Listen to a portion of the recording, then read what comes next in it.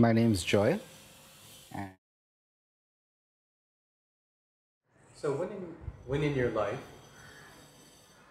do you feel like you developed this sense of a higher power, something greater than yourself that you talked about?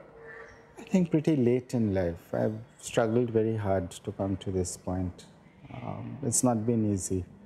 Even though my mother became, I lost my father when I was just about to turn 11.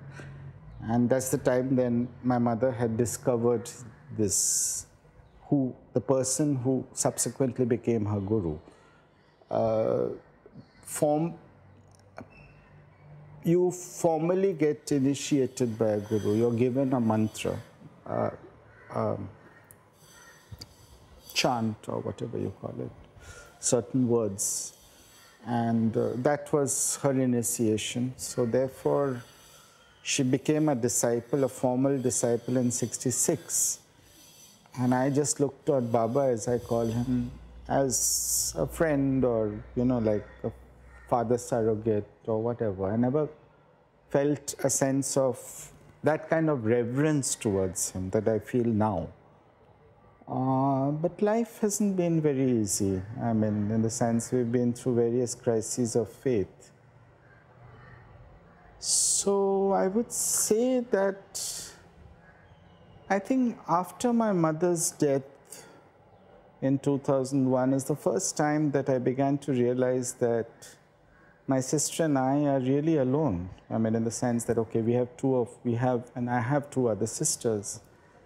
But if I did not believe, I'd be adrift. Because I had a nervous breakdown after my mother died, And I worshipped my mother.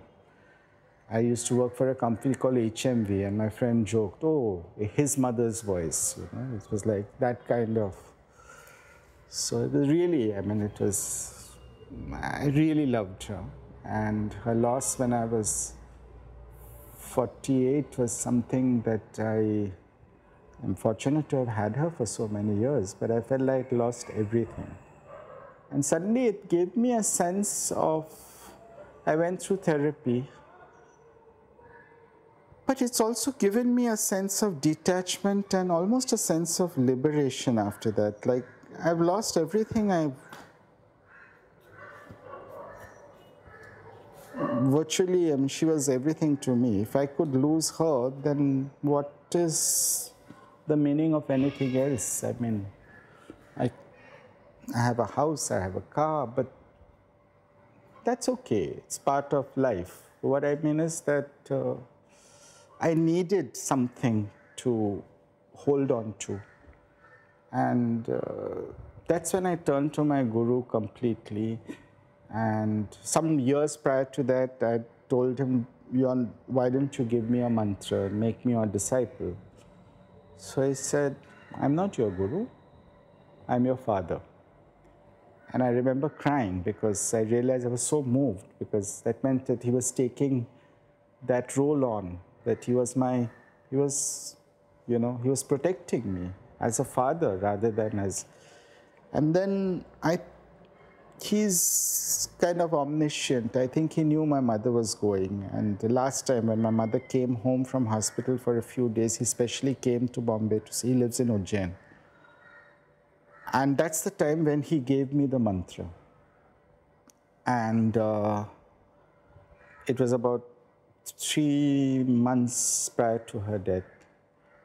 And when I tried to do, it's called a jap. I tried to do the jap after she died. My mind would go haywire, And I said, I just can't do it, And finally he said, you have to do it. And that's the only way. And then I went through this nervous breakdown. I had to go to a therapist. But ultimately, he said, all you need to do is that jap. That's it. You don't have to do anything else. He's given strict rituals to many of his disciples. Wake up at 4 in the morning, stop eating rice and wheat, stop doing this, read the Bhagavad Gita every morning. And once I told him, why don't you ask me to do all these things? You know, how come you never asked me to do? He said, because you won't do it. So I mean, I'm very undisciplined, and he knows that. He knows me. So he said, all you need to do is this. That's it. Don't do anything else, but do this.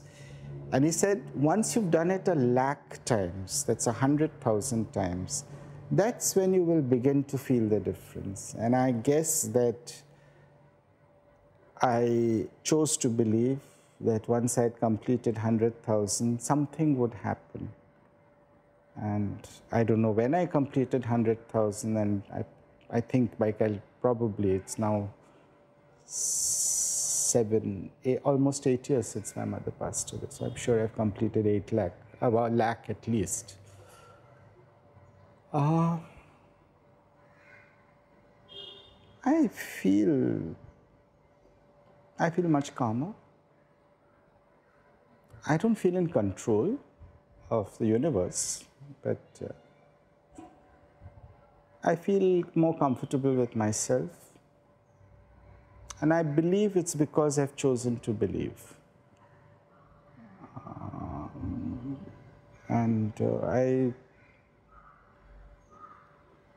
It's a choice I've made, and I'm questioned by my rational friends. Why do you believe in your guru? Why do you go to Jain? Why do you meet him? There's no need. You should rely on yourself. Why do you ask him for decisions? Why can't you make your own decisions?